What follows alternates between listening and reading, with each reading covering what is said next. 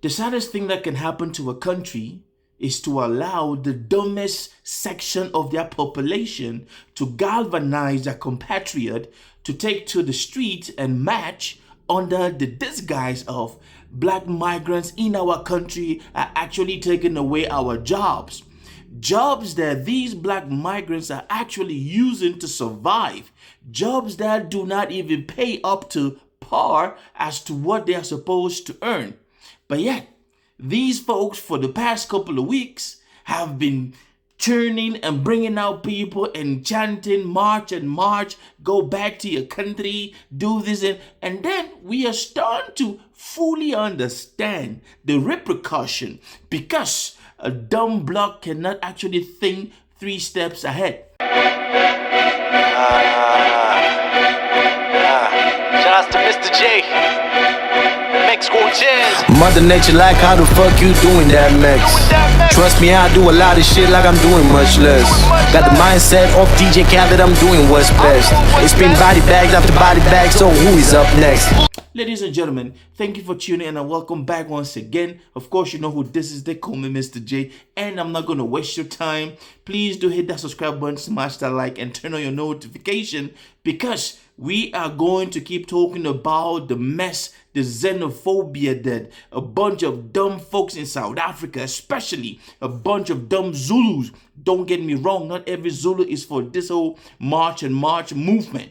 But they have allowed a bunch of dumb Zulus to come out and call for every black migrant in South Africa to move. Until date, we have not seen any black celebrities, actors, musicians, whoever, activists to come out and stand against this. Oh, Mr. J has not seen it. If you've seen any Zulu black activist, celebrity, musician that has come out to talk against all this mess that is going on, please let Mr. J know. Now, I've been watching a whole lot of videos coming out of South Africa, and the more I watch this video, the more I do see the doom that is ahead of these black folks who go on social media or media houses, get guided by police, and then the government is actually helping these people do whatever it is that they are doing in the name of black migrants are in our country illegally. But these folks forget to understand that these people that are in their country, they actually play a vital role. I'm not going to talk too much. There is a video that I watched, and I want you guys to take a look at this video, and then I will come back and we will continue. Watch this. This is very low, actually. It's very low, very, very much low. There is no people at all. We used to take plus minus 5-10 minutes to load a taxi. Now we take 45 minutes. There is nothing we have worked for. Today is a very bad day economically. You understand? We are not gonna make anything whatsoever. It's just to come and, see people and see how these guys are going to march, you understand, without any benefit whatsoever. We are still going to suffer because they are not going to come back tomorrow. They will still take time to fix their documentation in their own countries and come back. Some of them, they will not come back, you understand. Also here in this street, I think we are seeing shops closed, you understand. It's not only here, generally it's all over. You understand now, which means we do not own anything whatsoever. These shops are theirs, for foreigners. Economically, we are gonna suffer. As you guys heard, that young man said, economically, we are going to suffer. And there's another interesting thing he said is these shops were owned by the foreigners, and they will not come back anytime soon. We are not going to make anything. We have not gained anything. Now, ladies and gentlemen, as you can see, this is a responsible man. Now, I don't know if he's taking part in any of these march protests and calling for black migrants to leave South Africa. But in America, we say when shit hits the fan, people will wake up. Now, this is what we call consequences. And I'm guessing this guy works in the transportation industry in South Africa. Now, picture this. you are earning, let's say, the equivalent of maybe $50 a day in that transportation sector. Whatever city this man is from, I don't know.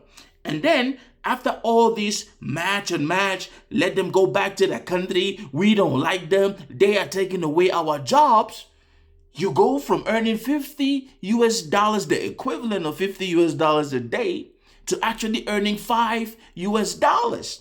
Now, I want you to factor these things in. This man is speaking. He looks like a father of a home. He looks like he has kids. Now, think about dropping from $50 a day to $5 or $10 a day. A whole lot of things. See, the ripple effect of all these xenophobic attacks that you Black South Africans have let a bunch of dumb, uneducated idiots and illiterate who have no notion of how the economy of a country works, who have no notion about GDP function in the country, and then you guys are sheepishly and dumbishly, I don't know if that's an adjective, and just following these people.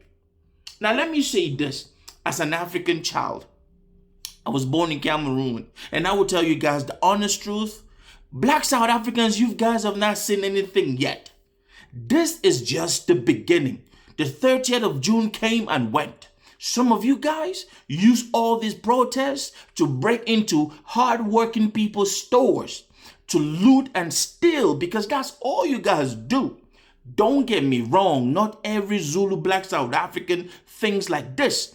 But the fact that that number that we saw, the whole world, the whole Africa saw that the multitude of people who came out.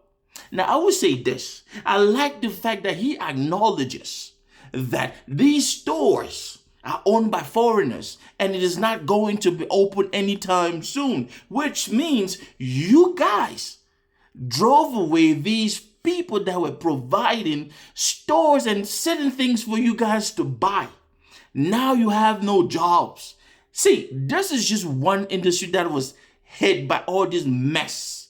And to think that the government is sponsoring this, yes, I could say at this point that the government is behind this whole mess, because you cannot let this nonsense go on for 2-3 weeks in the country and then the government is not doing anything. We have seen police officers guarding this illiterates who go around chanting that go back to your country. We don't want you here. You are taking our jobs. You would think that after all these black migrants left South Africa, there will be multitude of jobs for Black South Africans to take and just start making money.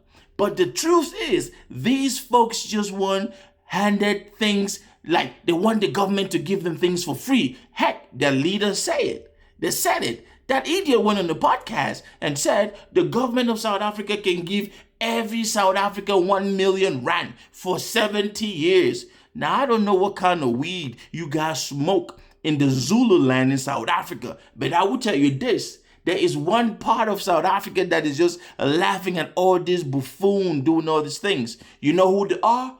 The Dutch Africans, the white South Africans. They are standing up to you because they truly understand what is going on. But you being dumb, lazy, and don't want to work, motherfuckers, you will not get this whole point.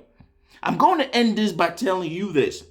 This is just one industry that is going to face dire consequences. Yes, it will get to a point where these same leaders will be traveling around Africa to beg their governments to let them come back to South Africa. This is a prophecy I'm giving y'all.